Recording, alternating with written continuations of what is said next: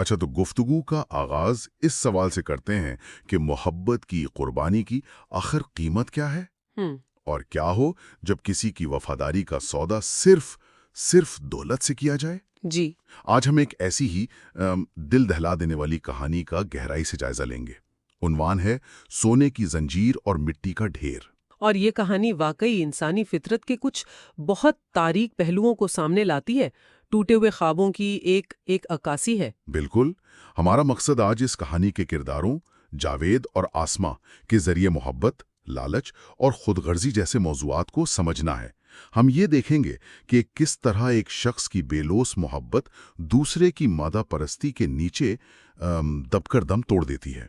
और देखें, इस कहानी की सबसे दिलचस्प बात यह है कि ये बहुत सादा किरदारों के जरिए एक बहुत गहरा और तकलीफ दह पैगाम देती है। ये हमें दिखाती है कि जब इंसानी रिश्तों की बुनियाद मादियत पर रखी जाए तो उसका अंजाम कितना कितना भयानक हो सकता है। तो आइए इस कहानी को खोलते हैं। कहानी का जो मरकजी किरदार है जावेद, जी। एक मेहनती और वफादार नौजवान जिसकी जिंदगी का महवर ही बस अपनी मंगेतर आसमा को खुश रखना है। वो एक छोटे से कारखाने में दिन रात काम करता है ताकि आसमा के ख्वाब पूरे कर सके। और दूसरी तरफ है आसमा, जो खूबसूरत तो है लेकिन उसकी खूबसूरती उसके लालच पर पर्दा नहीं डाल पाती। कहानी बहुत वाज़े तौर पर बताती है कि वो जावेद से नहीं बल्कि उसके पैसों से मोहब्बत करती है। वो पैसा जो वो अपनी ज़रूरतें मारकर उस पर खर्च करता है। बिल्कुल, और यहीं से अलमिया की बुनियाद रखी जाती है। कहानी में पहला मोड़ तब आता है जब जावेद अपनी 2 साल की जमा पूंजी से आसमा के लिए सोने की एक बारीक सी जंजीर खरीदता है। वो ये तोहफा बहुत खुशी से, बहुत अरमानों से देता है, लेकिन आसमा का जो रद्द अमल था वो उसकी उम्मीदों के बिल्कुल बरक्स था। और आसमा का वो जवाब बहुत अहम है। वो कहती है, बस ये? जी, मेरी सहेली के शौहर ने उसे हीरे की अंगूठी दी है और तुम मुझे ये तार दे रहे हो। यानी यहाँ तोहफे के पीछे छुपे जज्बे की कोई कदर नहीं है। कोई कदर नहीं। सिर्फ उसकी मादी कीमत को देखा जा रहा है। ये वो लम्हा है जब जावेद इसकी खुशी को अपनी जिम्मेदारी समझ लेता है, चाहे उसकी कोई भी कीमत अदा करनी पड़े। और वो कीमत वाकई बहुत बड़ी होती है। जावेद शहर छोड़कर एक खतरनाक कोयले की कान में काम करने चला जाता है। जी हाँ, एक ऐसी जगह जहाँ तनख्वाह तो ज्यादा थी मगर मौत का खतरा हर वक्त सर पर मंडलाता रहता था। वो अपनी सारी कमाई आसमा को भेजता, जो उन पैसों से अपने शौक पूरे करती। यहाँ एक बहुत बड़ा तजाद सामने आता है ना? बहुत गहरा तजाद है।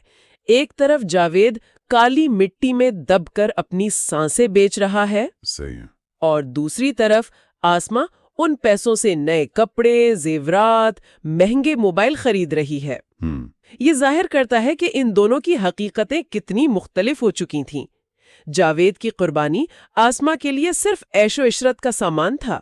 और कहानी का क्लाइमैक्स उस वक्त आता है जब जावेद को मालूम होता है कि कान में धमाका हो सकता है। लेकिन वो सिर्फ आसमा के लिए हीरे की अंगूठी खरीदने की खातिर, ज्यादा पैसों के लालच में आखिरी शिफ्ट करने चला जाता है। जी। और फिर वही होता है जिसका डर था। कान बैठ जाती है और जावेद मलबे तले दब जाता है। 3 दिन बाद जब उसे निकाला जाता है तो वो जिंदा तो होता है, हाँ, लेकिन अपने दोनों हाथ और एक टांग खो चुका होता है। उसने आसमा की एक ख्वाहिश पूरी करने के लिए अपने जिस्म के आज़ा कुर्बान कर दिए। और वो हीरे की अंगूठी जिसके लिए उसने ये सब कुछ किया, अब उसकी तबाही की अलामत बन चुकी थी। उसके बाद कहानी का सबसे अलमनाक मंजर आता है। जावेद झुलसे हुए चेहरे और बेसाखियों के सहारे हीरे की अंगूठी लेकर आसमा के घर पहुंचता है। जी। उसे उम्मीद थी कि शायद उसकी ये हालत देखकर आसमा तड़प उठेगी। लेकिन आसमा का रद्द अमल इंतहाई जालिमाना होता है। बहुत जालिमाना। वो उसका हाल पूछने के बजाय जोर से कहकहा लगाती है और कहती है, तुम समझते हो मैं एक माजूर और भिखारी के साथ अपनी जिंदगी गुजारूंगी? ये तो इंसानी बेहसी की इंतहा है।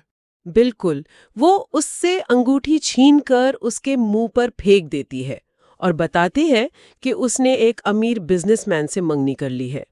और कहानी का इख्तिताम बहुत तकलीफदेह है। जावेद सड़क पर गिर जाता है, बारिश शुरू हो जाती है और वो अपने कटे हुए हाथों की वजह से अपनी ठोड़ी से मिट्टी में उस हीरे की अंगूठी को ढूंढने की कोशिश करता है। اسی حالت میں وہ دم توڑ دیتا ہے۔ جی، اور اس کی کھلی آنکھوں میں آسما کے گھر کا وہ بند دروازہ نقش ہوتا ہے۔ اور اس منظر کو مزید سنگین بنانے کے لیے کہانی میں یہ دکھایا گیا ہے کہ آسما کھڑکی سے یہ سب کچھ دیکھ رہی ہوتی ہے ہاں۔ اور اپنی نئے زیورات چمکا رہی ہوتی ہے۔ جس ہیرے کے لیے جاوید نے جان دی وہ سڑک پر چمک رہا تھا، لیکن جس دل کے لیے یہ سب کیا گیا وہ پتھر کا ہو چکا تھا۔ یہی تو کہانی کے عنوان سونے کی زنجیر اور مٹی کا ڈھیر کی مکمل عکاسی ہے۔ بالکل، جاوید کی زندگی اور محبت سب کچھ مٹی کا ڈھیر بن گئیں۔ ذرائع میں کچھ علامتی مناظر کا بھی ذکر ہے، جیسے کہانی کے شروع میں ایک تازہ گلاب، جی ہاں، اور آخر میں جاوید کی لاش کے پاس کیچڑ میں کچلا ہوا وہی گلاب۔ یہ علامتیں کہانی کے پیغام کو اور بھی گہرا کرتی ہیں۔ آخر میں جو پیغام اسکرین پر آتا ہے وہ اس پورے کہانی کا نچوڑ ہے۔ کچھ لوگ سونا اکٹھا کرتے کرتے انسان کھو دیتے ہیں، اور جب سونا مل جاتا ہے تو انسان نہیں بچتا۔ اور وہ شعر بھی بہت خوب ہے۔ جی، اسے طلب تھی سونے کی، میں لہو بیچ کر لایا، وہ پھر بھی نہ ہوئی میری، میں سب کچھ ہار کر آیا۔ تو یہ کہانی تھی جاوید کی بے لوث محبت کی، جس کا جواب آسما کی سرد مہری اور لالچ سے ملا۔ صحیح۔ یہ ایک ایسی داستان ہے جو ہمیں یاد دلاتی ہے کہ مادی اشیاء کی قیمت ہوتی ہے، لیکن انسانی رشتوں اور جذبات کی کوئی قیمت نہیں ہوتی، وہ انمول ہوتے ہیں۔ اور یہ گفتگو ایک اہم سوال پر ختم ہوتی ہے جسے سوچنا بہت ضروری ہے۔ قربانی کی اصل حد کیا ہے؟ جی۔ اور کیا کوئی مقصد یا کوئی خواہش اتنی قیمتی ہو سکتی ہے کہ انسان اسے پانے کے لیے اپنی انسانیت اور اپنی ذات ہی کو داؤ پر لگا دے؟